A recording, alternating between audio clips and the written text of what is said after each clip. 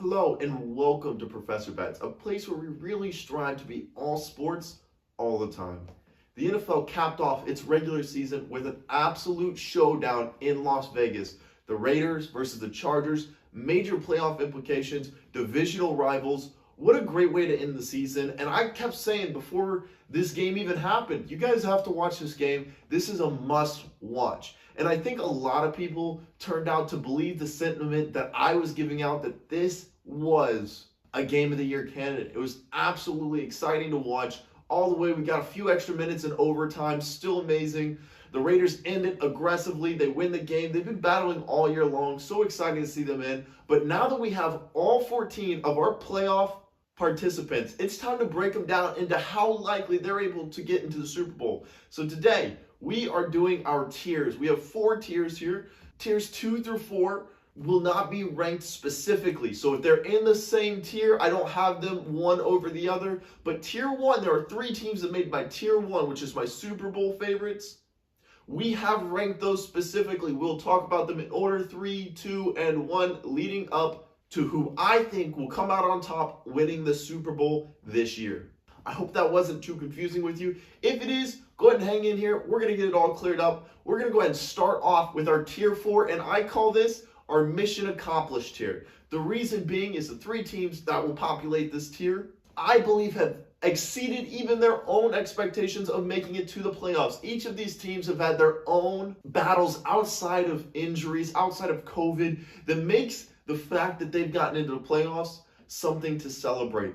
I also don't see these teams as mainstays in this year's playoffs. I think we'll see all 3 of these teams exit early. We're going to go ahead and start here with the Pittsburgh Steelers. The Steelers are one of those teams that really shocked me in week 16, week 17, and week 18 when we were talking about the Steelers still having a chance to even be in the playoffs. On offense, Big Ben isn't what it used to be. That offense isn't what it used to be. In fact, their scoring capability is very low on the offensive side of the football. However, their defense has some very bright spots. The main bright spot, the big spotlight, is TJ Watt. What an exceptional player. Tied the sack record this year. He did have an extra game to do it, but he also, I believe, missed multiple games to injury. So hats off to TJ Watt. Absolutely the best player on the Pittsburgh Steelers. And some of you guys are still probably caught up on the fact that I said Ben is for sure Hall of Fame.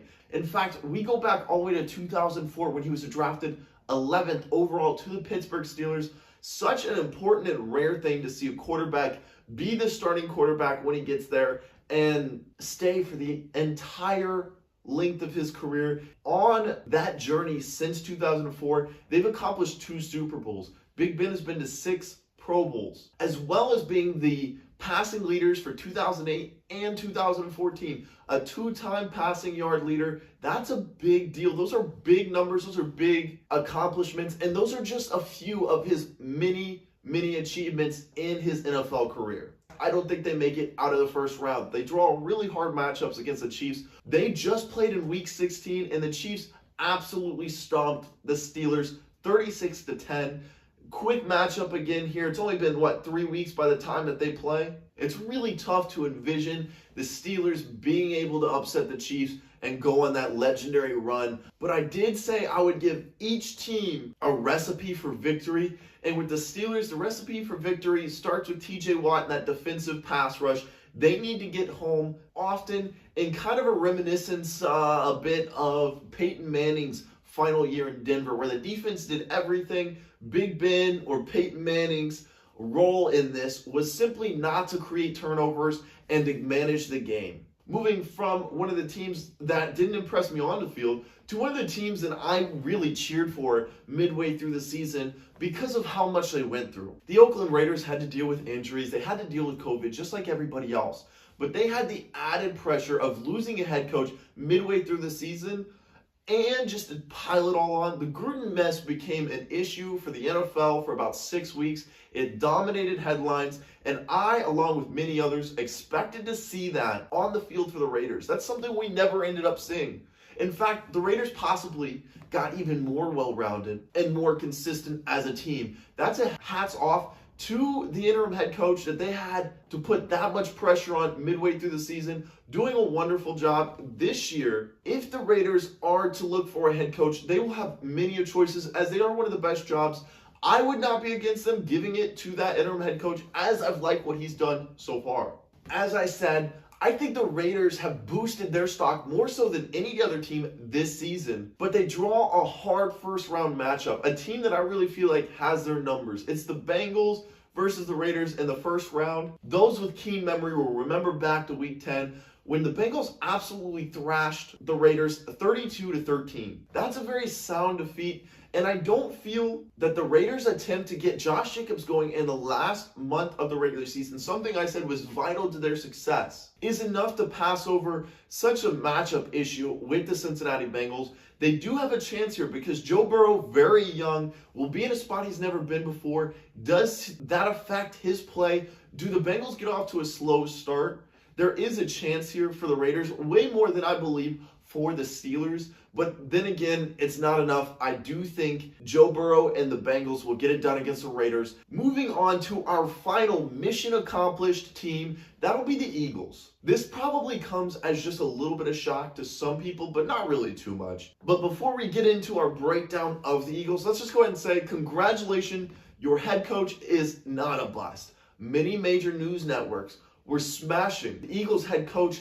After a very rough press conference, his introductory conference, he hasn't really been good speaking to the media. Luckily for Eagles fans, that does not mean he is a horrible head coach. In fact, I've been very impressed what he's been able to do with Jalen Hurts and the weird mix of old guys and young, unproven talent that he had to work with. Nick Sirianni absolutely did a job this year.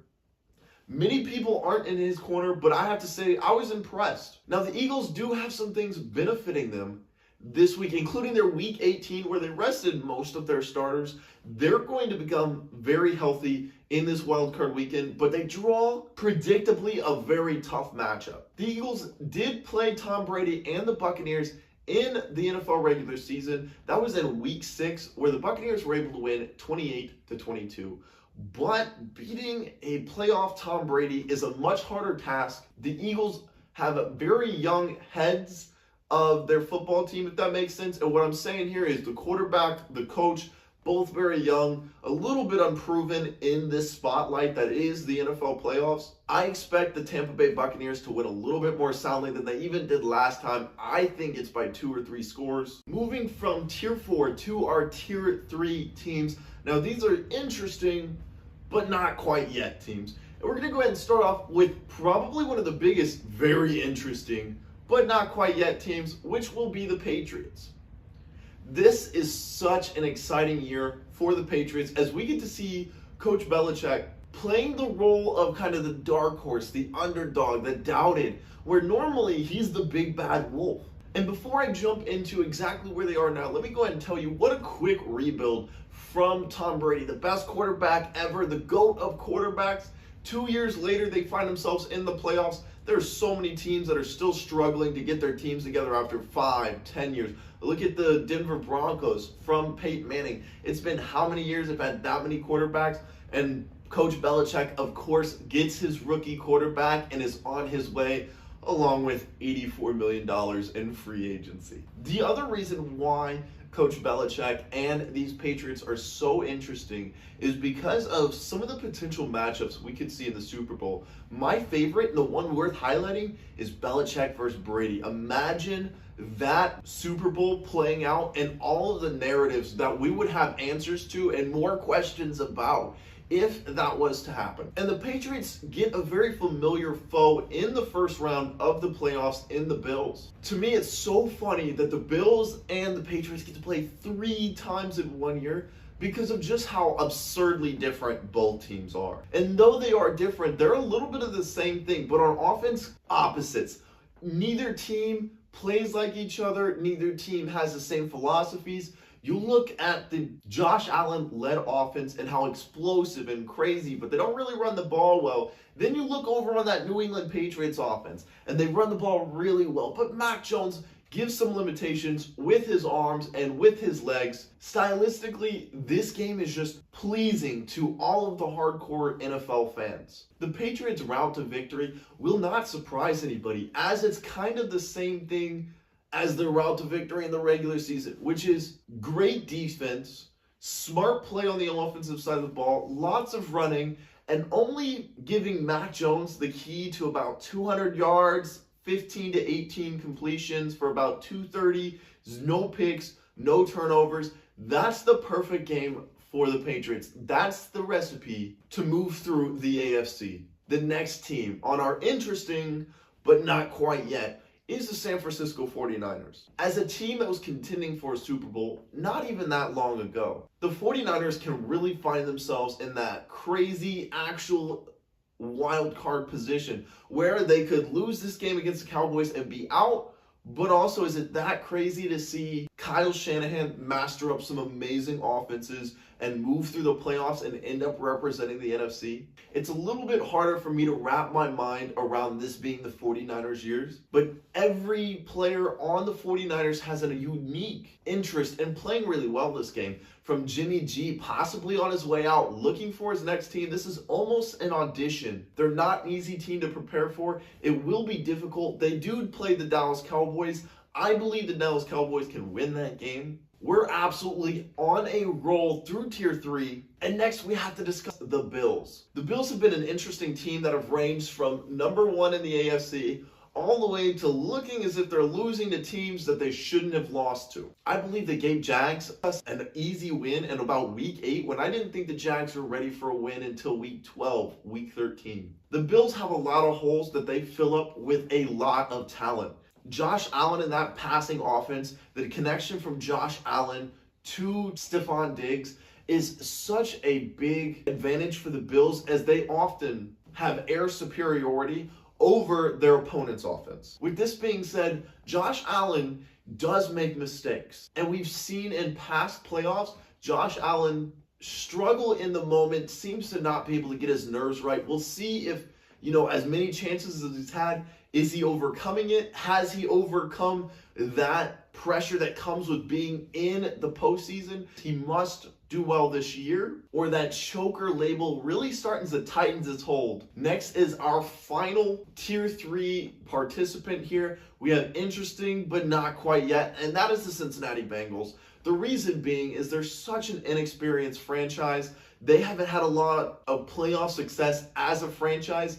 Joe Burrow, second year, he's played amazing, might even get some MVP votes, and has an absolute amazing connection to Jamar Chase. A lot of things are looking up for the Cincinnati Bengals. In fact, hey, you got yourself the head coach, you got yourself the quarterback, you have a nasty air offense. It's time to just do a little bit more. They need a little bit more on the offensive and defensive line. Then we're going to really see the Bengals become a problem for years to come. The Cincinnati Bengals route to victory is sort of simple. They need to play complementary football, but they really have to hope for good weather, good conditions, because they need that passing offense to get going in each and every game in order to have a chance to make a long playoff run. And each game they win, each game that they even participate in, is just experience for that next 10 years that they're going to need and fall back on in the coming years. The Bengals are going to be here again. Joe Burrow is going to be here again. He's an absolute winner. And we're off with our Tier 2 teams. And I've nicknamed this tier, we're gonna need some luck. The reason for that being is the teams in this tier or section are teams that are really close to being my favorites for the Super Bowl, but there's some small things, some small issues I have with each one of the teams. That doesn't mean they're not gonna be able to make it. It just means they're gonna need some luck. The first team we're gonna go ahead and kick it off with is the Tampa Bay Buccaneers.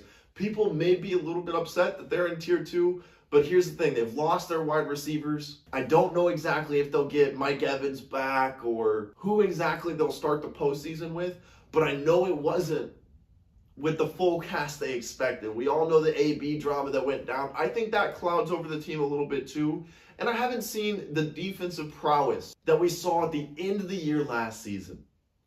This is, of course, due to injury, COVID, all of those issues that come along. But at the end of the day, we got to talk about it. It's Tom Brady. And Tom Brady has a chance in every single game in the postseason because he's the postseason GOAT. He's the GOAT, but he's the postseason GOAT as well. Now, let's have a little bit of fun in just kind of imagining if they were able to make it to the Super Bowl. This would be Tom Brady's possibly greatest achievement with the AB issues, with not having his full cast of wide receivers.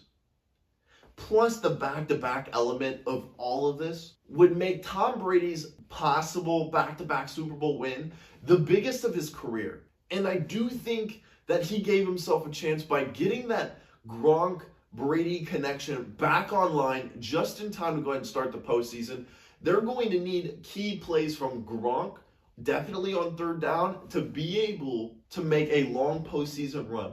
Now, that sounded like a route to victory. That is something that definitely needs to happen. You could call that my route to victory. But really, Tom Brady needs to do what he's always done and manage to shorten these games.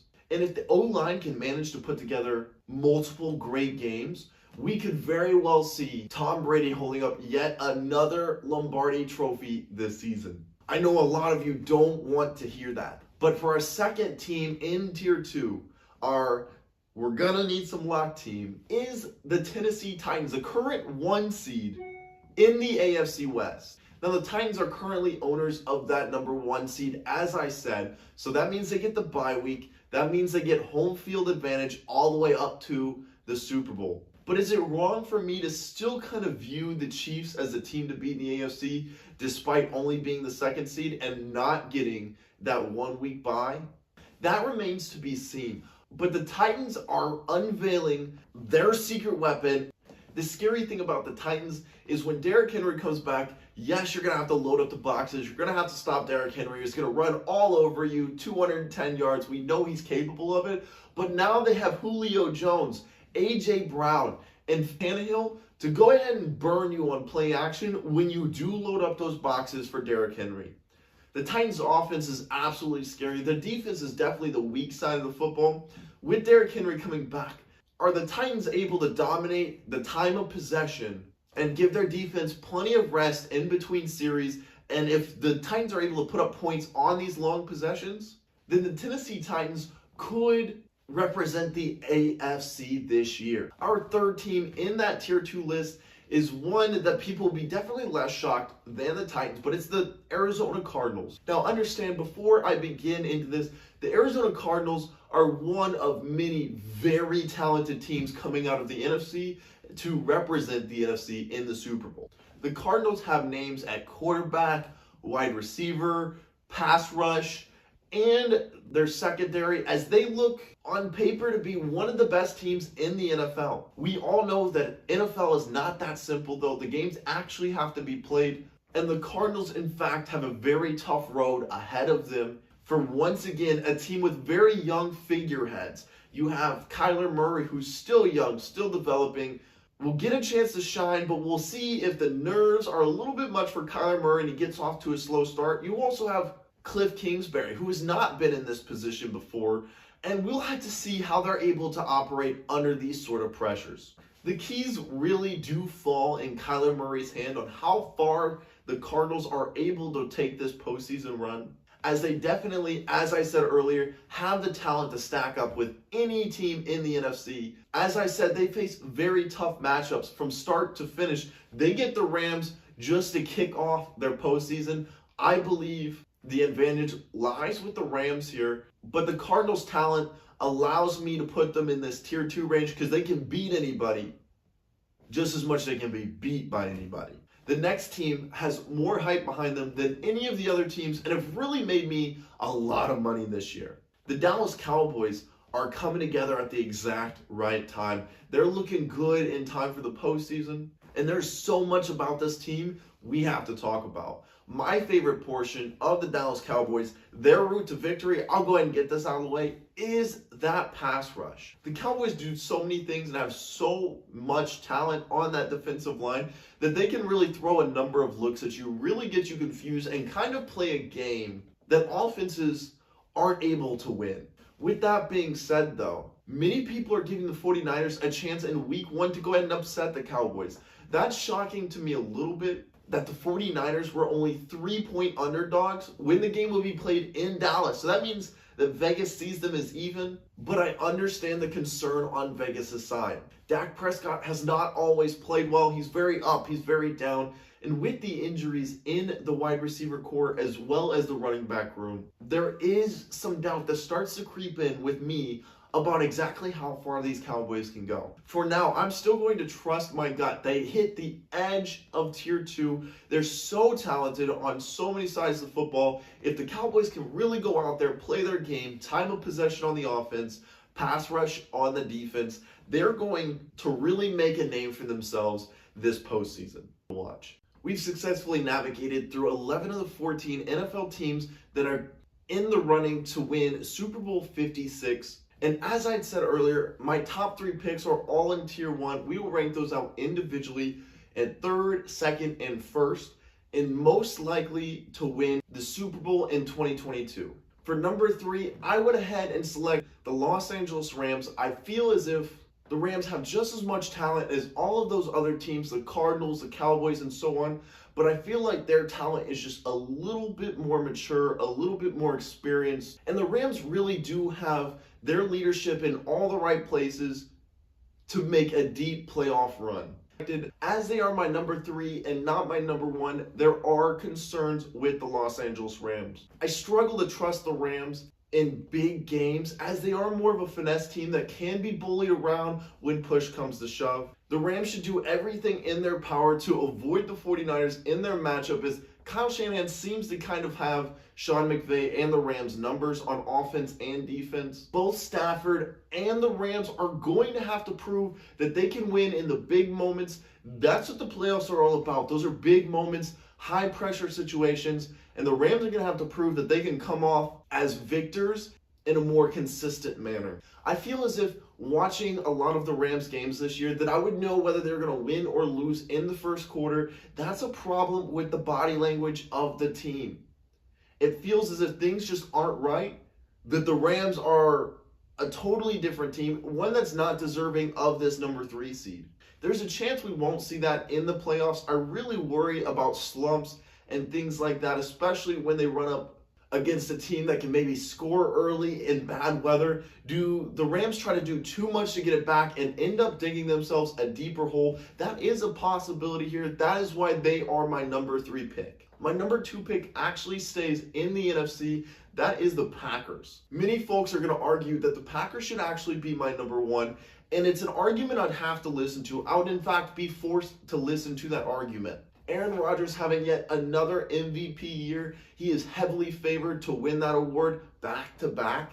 The Packers have managed to keep talented players around Aaron Rodgers and his large contract and supporting them year through year, which giving him a very familiar look entering each season. They get off to hot starts.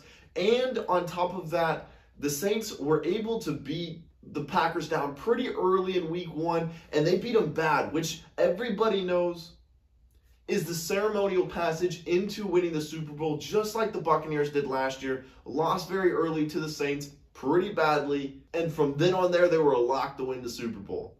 The Packers have been the most consistent football team on both sides of the ball. Their offense is a great mix between pass and run. Their defense seems to be very good and getting healthier, especially with that bye week. We should see a lot of return of starting players we've not seen a whole lot of in the regular season.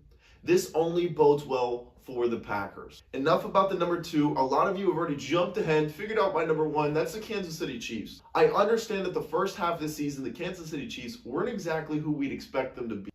Many casual NFL fans may have jumped off the bandwagon at that time, but right around the second half of the season, the Kansas City Chiefs really kicked it on, and it started with the defense. In no way, shape, or form am I saying that the Kansas City Chiefs defense is elite, but what I'm saying is it sparked the fuel, encouraging Patrick Mahomes to be more careful with the football. He limited turnovers. You started to see that complimentary football really start to take place, and the Chiefs were even blowing people out. In the last few years, with all the success they've had troubles putting away teams and getting double-digit leads at the end of games. This year, that has not seemed to be the case, as they have blown multiple teams out of the water at the latter half of the season. With all the momentum that the Chiefs built, I don't think it's necessarily bad that they did not get the 1 seed, that they did not get the bye week, as I feel like getting back on the field and keeping warm for a team like the Chiefs is such a big deal. You don't want rust when you're a team that starts out very, very fast. With the Chiefs' ability to score at any time, it seems like they always get a free 7 points each time you play. It's really hard to choose against the Chiefs when you think about putting them against the field. No other team has stood out above the rest to say, hey, I'm more of a mainstay than the Chiefs are in the AFC and in the AFC Championship game. We've seen them there year after year. They're going to be there again, barring any crazy circumstance. And from there, you wonder exactly what does all the other teams have to go through before they challenge the Chiefs? And will it be too much to overcome the Chiefs when they get there? With that being said, I did go ahead and predict that the Kansas City Chiefs will win the Super Bowl. Thank you guys so much for watching this video. This is my breakdown of the 2021-2022 playoffs and each of the teams involved. Remember to like and subscribe to make sure that you get all of my videos, as all of them are for you to use for your own purposes. Whether it's betting, you want betting stuff, whether you just want the sports content, it's all here for you. But let me go ahead and put out a plug for myself. If you like NBA or NCAA picks, I put out shorts Monday, Wednesday, and Friday.